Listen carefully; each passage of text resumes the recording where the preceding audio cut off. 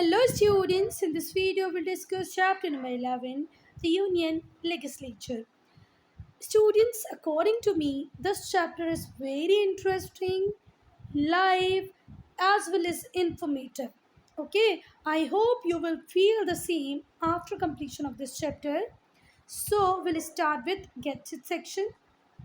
So here the names of the countries is given and the names of parliament is also given in their respective countries, whatever name they have given to their parliament. Okay. So in India we call it Sansad, Congress, USA, Bundestag, Germany, national diet Japan. USA में parliament को क्या कहते हैं बच्चा? Congress. India में संसद, Japan में national diet, Germany में बंस्टॉक. Student, I hope that you all know India is divided into number of states. Total कितने states हैं students? 28. पूरे इंडिया को 28 स्टेट और 8 यूनियन टेरिटरी में डिवाइड किया गया है. ठीक है बात. अब हमारी कंट्री में सेंट्रल लेवल गवर्नमेंट भी है, जिसे कई बार हम यूनियन गवर्नमेंट कहते हैं, और स्टेट लेवल गवर्नमेंट भी है, स्टेट गवर्नमेंट. ठीक है बात. तो India divided into number of states. There is government at the centre. Centre में भी गवर्नमेंट है, जिसे आप सेंट्रल और यूनियन गवर्नमेंट कहते हैं. And a government in each state. और हर स्टेट में भी गवर्नमेंट है, जिसे हम कहते हैं स्टेट गवर्नमेंट. ठीक है बात.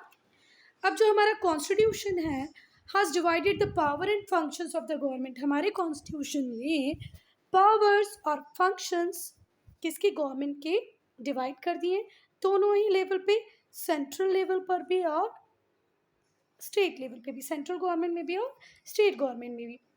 into these organs or branches. Following organs और branches में फर्स्ट है लेजिस्लेचर. लेजिस्लेचर का काम क्या है student? Makes loss. Executive एनफोर्सेस loss. ये नियम कानून बनाएंगे, लॉज बनाएंगे और ये उन्हें फॉलो करवाएंगे. एनफोर्स. ठीक है. And what about judiciary? Judiciary interprets laws. पहले आपने लॉज बनाए, ठीक है, वो लॉज को हम इन्फोर्स भी करा रहे हैं, पर जुडिशरी का काम है ये देखना कि वो लॉज जो हैं वो अकॉर्डिंग टू कॉन्स्टिट्यूशन है कि नहीं, पब्लिक इंटरेस्ट में है कि नहीं. ठीक है बात. तो legislature makes laws, executive enforces laws, judiciary interpret law.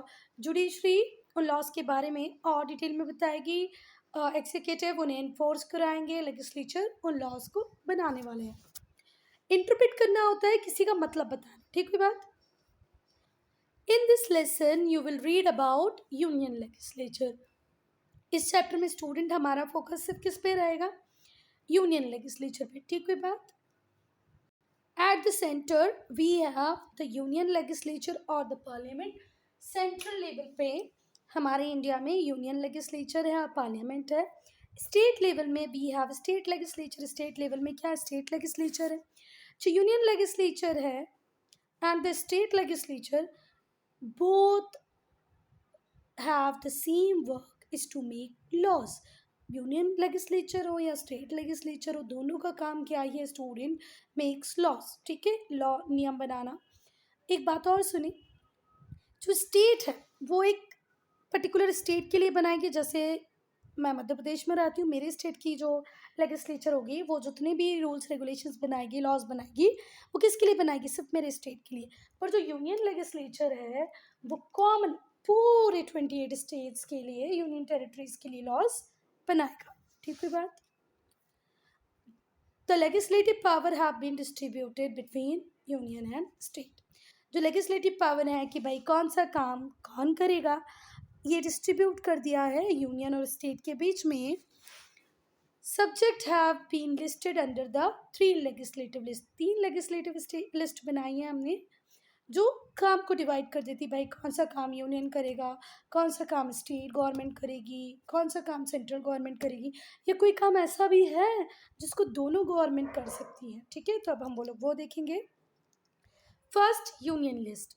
इसमें वो सारे मैटर स्टूडेंट हम इंक्लूड करते हैं जिनका नेशनल इम्पोर्टेंस है. जैसे डिफेंस, हमारी कंट्रीज़ की बाउंड्री को सेफ सिक्योर रखना किसका काम है? डिफेंस का. तो ये किसके पास है? नेशनल गवर्नमेंट के पास है. एक स्टेट कैसे ही कर पाएगा? यहाँ बैठा एक स्टेट क्या बाउंड्रीज को सेव कर सकता है? नहीं. तो ये किसको दिया हमने? सेंट्रल गवर्नमेंट को. फिर फॉरेन अफेयर्स, हर स्टेट जाके अपने अकॉर्डिंग तो फॉरेन अफेयर्स नहीं बना सकता है, फॉरेन पॉलिसी नहीं बना सकता है। तो India as a country whole किसके साथ किस टाइप के रिलेशंस रखेगी, फॉरेन अफेयर्स होंगे, वो कौन डिसाइड करेगा? Union, central government. Post telegraph, banking, currency, telephone, ये सब किसके पास है बेटा? सेंट्रल गवर्नमेंट के पास है। Many more subjects are there, पर ये जो इंपॉर्टेंस थे वो हमने दिखा दिए, एक बार दिखा देते हैं आपको यहाँ डायग्राम में भी। देखो क्या क्या,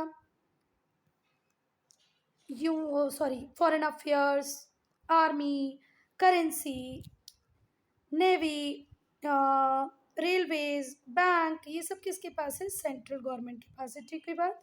और यूनियन लेजिस्लेचर को एक्सक्लूसिव राइट है कि वो इन सब्जेक्ट्स में क्या बनाए? एक्सक्लूसिवली रूल बना सकते हैं। ठीक है। The union legislature has the exclusive power of legislation over this subject. In subject में जितना भी लेजिस्लेशन होगा वो कौन ही करेगी? Union legislature, central government.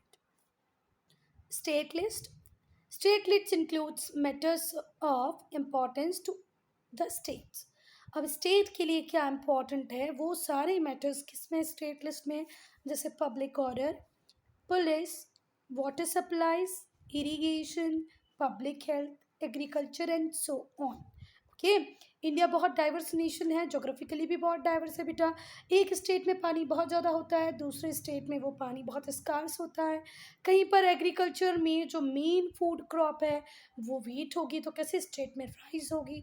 कहीं पर टी है, कहीं पर कॉफ़ी है, तो एग्रीकल्चर के लिए सेंट्रल से रूल नहीं बना सकते, इसलिए हमने इसको किसको दिया? स्टेट को। इरीगेशन भी, पब्लिक हेल्थ भी। ठीक है बात। तो वो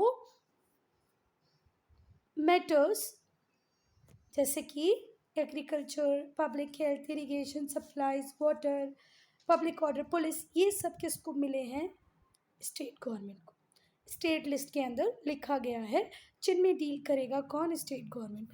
the state legislature have the exclusive power of legislation of this subject. ये जो सब्जेक्ट्स अभी हमने पढ़े उनमें रूल्स, रेगुलेशन, लेजिस्लेशन कौन करेगा बच्चा? State legislature. ठीक है बात।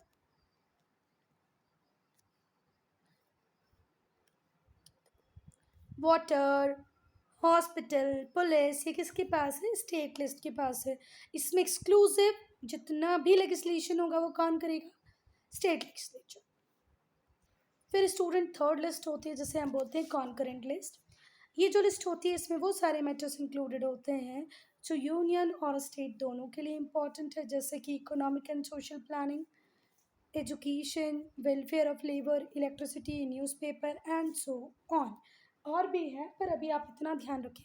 Newspaper, electricity, welfare of labour, education, social planning, economic planning, ये दोनों ही इसमें रूल बना सकते हैं, यूनियन भी और स्टेट भी।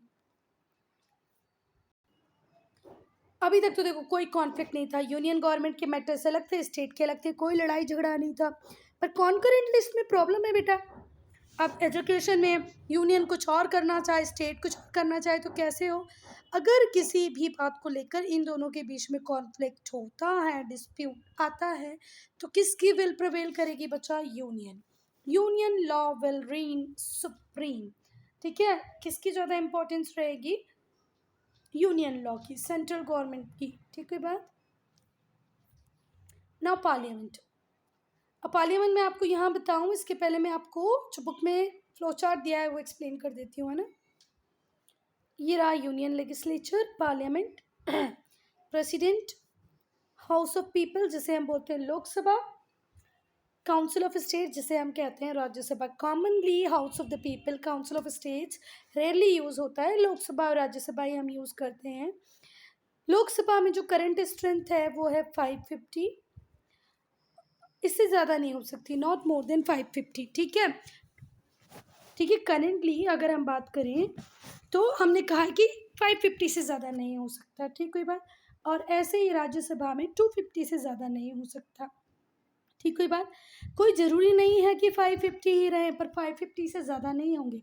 250 ही रहे ऐसा कंपलसरी नहीं है, पर 250 से ज़्यादा नहीं होने चाहिए। स्टूडेंट ये जो 550 लिखा है ये पहले 552 हुआ करता था। हम 2 एंग्लो इंडियंस को नॉमिनेट कर देते थे, ठीक है, पर अब नहीं। ठीक है, एंग्लो इंडियंस कौन होते थे? स्टूडेंट कहीं जिनके जो फादर होंगे वो कहाँ से होंगे? कॉलोनियल पावर से होंगे, ठीक है, और मदर इंडियन होगी, तो ऐसे बच्चों को हम बोलते थे एंग्लो इंडियंस। तो एंग्लो इंडियंस को हमने रिप्रेजेंटेशन दे रखा था, 2 सीट्स उनको दे रखी थी, पर अब ऐसे लगता है अब तो हमें इंडिपेंडेंट हुए इतना टाइम हो गया कि अब तो एंग्लो इंडियन कम्युनिटी इतनी होगी नहीं जिसे हमें रिप्रेजेंटेशन देना पड़े। ठीक, कोई बात? चलो, तो अभी कितना है? 550 मेंबर्स। 530 से ज़्यादा स्टेट के रिप्रेजेंटेटिव्स नहीं आ सकते, 20 रिप्रेजेंटेटिव्स से ज़्यादा नहीं आ सकते यूनियन टेरिटरी के। ये जो 550 है इसमें से 530 आते हैं स्टेट से और 20 आते हैं यूनियन टेरिटरीज से। 20 आ सकता है, 530 आ सकता है, पर 530 से ज़्यादा नहीं आ सकता, 20 से ज़्यादा नहीं आ सकता। ठीक है बात? चलो, अब हम अगर राज्यसभा की बात करें तो राज्यसभा में 238 से ज़्यादा मेंबर नहीं आ सकते स्टेट और यूनियन टेरिटरीज से, और 12 मेंबर प्रेसिडेंट नॉमिनेट करता है जो अपनी फील्ड में एक्सीलेंस हासिल कर चुके होते हैं, जैसे हमारे सचिन तेंदुलकर, मैरी कॉम, रेखा, ये सब क्या रह चुके हैं बेटा? Member of parliament, Rajya Sabha member रह चुके हैं क्योंकि ये अपनी फील्ड में मास्टर्स थे। चलो ये भी पढ़ लेते हैं। पहले मैक्सिमम स्ट्रेंथ 552 हुआ करती थी क्योंकि 2 नॉमिनेटेड मेंबर हुआ करते थे एंग्लो इंडियन कम्युनिटी के, पर हमने 104th अमेंडमेंट किया। कौन सा अमेंडमेंट किया? 104th अमेंडमेंट किया। 104th कॉन्स्टिट्यूशन अमेंडमेंट कब किया? 2019 में, 2019 में। इससे स्पेशल जो रिप्रेजेंटेशन था एंग्लो इंडियन कम्युनिटी का, उसको बता दिया कि अब इसको इफेक्टिव नहीं रखेंगे और बेसिकली इसकी रिक्वायरमेंट भी नहीं है। देखो बच्चों, 1947 में भी अगर कोई किसी बेबी का बर्थ हुआ होगा तो अब वो कितना बड़ा हो गया होगा? आपको लगता है कि अब ज़रूरत है इसकी? नहीं है ना? The parliament, constitution of India has provided for a democracy. हम एक डेमोक्रेटिक कंट्री है, India is a democratic country with in which the parliamentary system of government has been adopted. और इस डेमोक्रेसी में हमने किसको अडॉप्ट किया है बच्चा? 2 सिस्टम होते हैं, एक होता है प्रेसिडेंशियल फॉर्म ऑफ गवर्नमेंट जो कहाँ पर है? यूएसए में, और एक होता है पार्लियामेंट्री सिस्टम ऑफ गवर्नमेंट जो किसने अडॉप्ट किया है? हमने, इंडियंस ने। ठीक कोई बात? Parliamentary and presidential. तो पार्लियामेंट्री इंडिया में और प्रेसिडेंशियल कहाँ पर अगर आपको देखना है तो आप यूएसए में देख सकते हो। ठीक है बात? पार्लियामेंट्री सिस्टम में क्या होता है बच्चा? जो सुप्रीम पावर होती है वो सुप्रीम पावर किसके पास होती है? इलेक्टेड रिप्रेजेंटेटिव्स के पास होती है। ठीक है, तो supreme power lies with the body of the people's representatives called parliament. Parliament के पास सुप्रीम पावर है। Parliament consist of Lok Sabha and Rajya Sabha. President is an integral part of parliament. Parliament का एक इंटीग्रल पार्ट है प्रेसिडेंट। ठीक है, दो ही और she does not sit in the parliament, ये पार्लियामेंट में बैठता नहीं है, फिर भी पार्लियामेंट का एक इंटीग्रल पार्ट है प्रेसिडेंट। ठीक हुई बात? पार्लियामेंट में 2 हाउसेज होते हैं, एक होता है लोकसभा और एक Rajya Sabha. Without the signature of president no bill pass by parliament can become a law. Lok Sabha से पास हो जाए कोई बिल, राज्यसभा से भी पास हो जाए, पूरा इंडिया उस चीज़ के लिए एग्री कर जाए, पर जब तक प्रेसिडेंट के सिग्नेचर नहीं होंगे वो बिल लॉ नहीं बन पाएगा। तो अब समझ में आए प्रेसिडेंट का importance. First will discuss Lok Sabha. पहले हम लोग लोकसभा को पढ़ेंगे। लोकसभा लोअर हाउस होता है पार्लियामेंट का, इसे हाउस ऑफ पीपल भी कहते हैं। Lok Sabha is the lower house of parliament, also known as house of people, because it consist of representative of the people. लोगों के रिप्रेजेंटेटिव यहाँ पर बैठते हैं, पूरे कंट्री से जो इलेक्ट होके आते हैं। ठीक है, इसीलिए इसे क्या कहते हैं? House of the people. These representative are directly elected by the people. ये जितने भी रिप्रेजेंटेटिव हैं जो लोकसभा में बैठेंगे ये डायरेक्टली जनरल पब्लिक से इलेक्ट होके आएंगे। ठीक है बात? कंपोजिशन क्या होता है बेटा? The Lok Sabha can have maximum 550। Lok Sabha में मैक्सिमम कितने लोग बैठ सकते हैं? कितनी कैपेसिटी नहीं, मतलब कितने मेंबर्स हो सकते हैं? 550। पहले कितना होता था 2019 के पहले? 552, पर अब कितना है? 550। ठीक है बात? Up to 530 members are elected from state. 530 कहाँ से आएंगे? स्टेट से। और 20 कहाँ से आएंगे बच्चा? यूनियन टेरिटरी से। 28 states we have and 8 union territories. तो 28 स्टेट से कितने आएंगे? 530। और यूनियन टेरिटरी से कितने आएंगे? 20। इतने आ सकते हैं, इससे कम भी हो सकते हैं बेटा, पर इससे ज़्यादा नहीं। जो सीट्स अलॉटेड होती हैं to the state and union territories are based on their respective population. अब जैसे अगर हम उत्तर प्रदेश की बात करें बेटा, तो उत्तर प्रदेश बहुत बड़ा स्टेट है, तो वहाँ पर नंबर ऑफ सीट्स ज़्यादा होंगे, ऑब्वियस सी बात है। गोवा की बात करें, सिक्किम की बात करें, तो ये बहुत छोटे स्टेट है, तो यहाँ पर सीट्स बहुत कम होंगी, है ना। यूपी, उत्तर प्रदेश को लोकसभा में कितनी सीट्स मिली हुई है? 80। ठीक है बात। और वहीं पे गोवा को सिर्फ कितनी मिली हुई है? ठीक है बात। देखा बेटा डिफरेंस। यूपी स्टेट तो इतना बड़ा नहीं है, पर डेंसली पॉपुलेटेड है। ठीक है बात। स्टेट का साइज तो बड़ा है ही है, पर पॉपुलेशन और भी ज़्यादा है। तो यूपी को हमने दी है 80 सीट्स। कहाँ पर? लोकसभा में। वहीं गोवा बहुत छोटा स्टेट है, उसको के पास कितनी सीट है? सिर्फ 2। Next more to know section देख लेते हैं बच्चा। जब जनरल इलेक्शन हुए थे 2014 में, तो जो इलेक्शन कमीशन था उसने पोलिंग बूथ बनाया था गिर फॉरेस्ट गुजरात में, सिर्फ एक वोटर के लिए, जिनका नाम था गुरु भरतदास दर्शनदास। गुरु भरतदास दर्शनदास, एक वोटर के लिए एक पोलिंग बूथ ही लगा दिया था इलेक्शन कमीशन ने 2014 में। कहाँ पर? गिर फॉरेस्ट में। लोकसभा के टर्म की अगर हम बात करें बच्चा, term of Lok Sabha, the members are elected for the term of 5 year. कितने सालों के लिए इलेक्ट होते हैं? 5 साल के लिए। If the ruling party loses it's majority, अगर रूलिंग पार्टी की मेजोरिटी चली गई, मेजोरिटी क्या होता है बच्चा? 550 में मेजोरिटी क्या होगी? लगा लें 51%। ठीक है। तो जिसको मेजोरिटी मिलेगी वो पार्टी रूल करेगी। अगर सपोज करो उसकी मेजोरिटी ख़त्म हो जाती है, वो अपनी मेजोरिटी खो देती है, तो लोकसभा को प्रेसिडेंट पूरी तरह डिसॉल्व कर देंगे। ठीक हुई बात। ये जो मैंने बताया मेजोरिटी, ये किससे बताया बेटा? मैक्सिमम स्ट्रेंथ से, कि अगर अभी करंट में मैक्सिमम 550 तक मेंबर जा सकते हैं, तो 550 का मेजोरिटी क्या आएगा? 51%। आप निकाल लें, कैलकुलेट कर लें। ठीक हुई बात। चलो फिर इन केस ऑफ इमरजेंसी, अगर इमरजेंसी है, भले वो फाइनेंशियल इमरजेंसी हो, नेशनल इमरजेंसी हो, तो जो टर्म है लोकसभा का वो 1 ईयर तक एक्सटेंड किया जा सकता है। ठीक हुई बात। कितने सालों के लिए इलेक्ट होगी? 5 ईयर्स के लिए। अगर रूलिंग पार्टी की मेजोरिटी गई तो प्रेसिडेंट पूरी लोकसभा को ही क्या कर देगा? डिसॉल्व कर देगा। और इमरजेंसी के टाइम लोकसभा की टर्म को 1 ईयर तक एक्सटेंड किया जा सकता है। प्रोसीजर ऑफ इलेक्शंस की अगर हम बात करें, तो जितने भी मेंबर्स होते हैं वो इलेक्ट होते हैं थ्रू जनरल इलेक्शंस। इस पर्पस के लिए पूरी कंट्री को छोटी छोटी कॉन्स्टिट्यूएंसीज में डिवाइड कर दिया जाता है। ये रहा India. For the purpose of election पूरे इंडिया को छोटी छोटी कॉन्स्टिट्यूएंसीज में डिवाइड कर दिया जाएगा बेटा। और ये जो कॉन्स्टिट्यूएंसी होगी, इसका बेस एरिया नहीं होगा कि ये दोनों एरिया सेम होंगे। क्या होगा? पॉपुलेशन। ठीक है। वो 2 एरियाज जिनमें पॉपुलेशन सेम होगी वो कॉन्स्टिट्यूएंसी होगी। जैसे बेटा अगर मैं बात करूँ मेघालय, मिजोरम, त्रिपुरा, लद्दाख, तो ये जो एरियाज हैं यहाँ पर पॉपुलेशन डेंसिटी बहुत कम है, बहुत बड़े एरिया में बहुत कम लोग रहते हैं। पर वहीं यूपी बिहार की बात करें तो बहुत छोटे एरिया में बहुत सारे लोग रह लेते हैं। तो कभी भी कॉन्स्टिट्यूएंसी का बेस एरिया नहीं होगा, पॉपुलेशन होगा। ठीक हुई बात।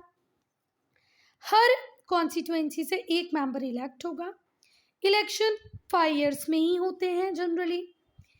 एवरी एडल्ट सिटीजन, हर एडल्ट सिटीजन मतलब जो 18 ईयर या 18 से अबव होगा वो वोट देगा। People cast their vote through a secret ballot. This means no one know whom the voter has voted. Secret ballot के थ्रू हम लोग वोट देते हैं, मतलब किसी को पता नहीं चलता कि आपने किस पार्टी को, किस कैंडिडेट को वोट दिया है। स्टूडेंट्स, अभी इलेक्ट्रॉनिक वोटिंग मशीन का हम यूज़ करते हैं वोट डालने के लिए। तो जैसे जब हम वोट डालने जाते हैं तो इस टाइप की कैनोपी लगा दी जाती है। ये मैं 3D इमेज तो बना नहीं पाऊँगी। जैसे हम लोग यहाँ होते हैं तो तीनों चारों साइड से कवर होता है और यहाँ पर इलेक्ट्रॉनिक वोटिंग मशीन रखी होती है। हम यहाँ पर खड़े होके इस तरह से किसी पे भी बटन प्रेस कर सकते हैं। तो इस क्लोज्ड एरिया में वो ईवीएम रखा होगा, यहाँ पर वीवीपैट भी होगा, जिससे कंफर्म हो जाएगा कि आपने जिस बटन को प्रेस किया उसी को वोट मिला कि नहीं। तो इलेक्ट्रॉनिक वोटिंग मशीन से आजकल इलेक्शंस होते हैं और वो एक क्लोज्ड एरिया में रखी होती है, मतलब यहाँ से मुझे कोई भी देख नहीं पाएगा कि मैं किसको वोट दे रही हूँ। चल,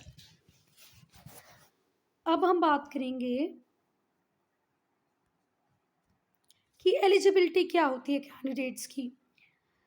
अगर आपको इलेक्शन लड़ना है, वोट डालना है तो आप 18 साल के होंगे, पर आपको अगर इलेक्शन लड़ना है तो आपकी एज कितनी होनी चाहिए? 25 ईयर्स। ठीक है बात।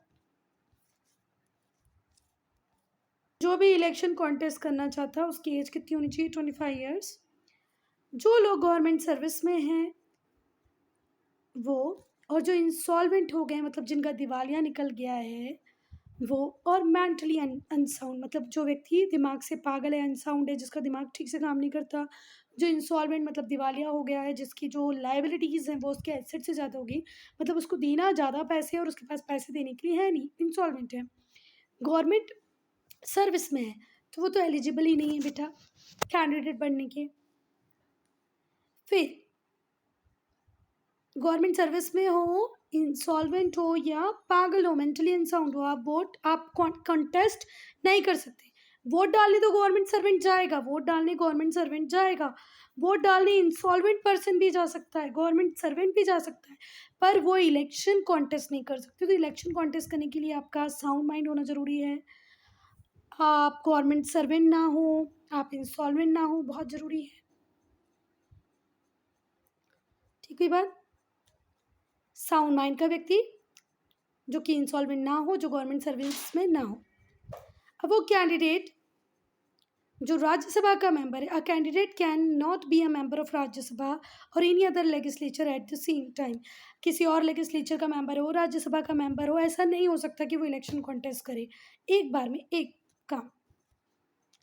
जैसे ही इलेक्शन कंप्लीट हो जाते हैं, रिजल्ट अनाउंस होता है, जो लीडर होता है पार्टी का, मेजॉरिटी पार्टी का, ठीक है, after the election result are announced, जैसे इलेक्शन होंगे इलेक्शन का रिजल्ट अनाउंस हो जाएगा, जैसे ही इलेक्शन का रिजल्ट अनाउंस हुआ, जो लीडर होता है पार्टी का with majority of elected member, जिस पार्टी के सबसे ज़्यादा इलेक्टेड मेंबर्स आए हैं इलेक्ट होके, उनका जो लीडर होगा, उसको जो प्रेसिडेंट होगा, वो बोलेगा आइए सरकार बनाइए, और जो अदर पार्टी होगी वो क्या बन जाएंगी? अपोजिशन। ठीक है, the other parties form the opposition when one party does not get clear majority. अब ऐसा हो सकता है इलेक्शन जब हुआ हो तो किसी एक पार्टी को मेजॉरिटी ना मिले, ठीक है बात, जो मेजॉरिटी सीट होगी वो ना मिले तो क्या होगा?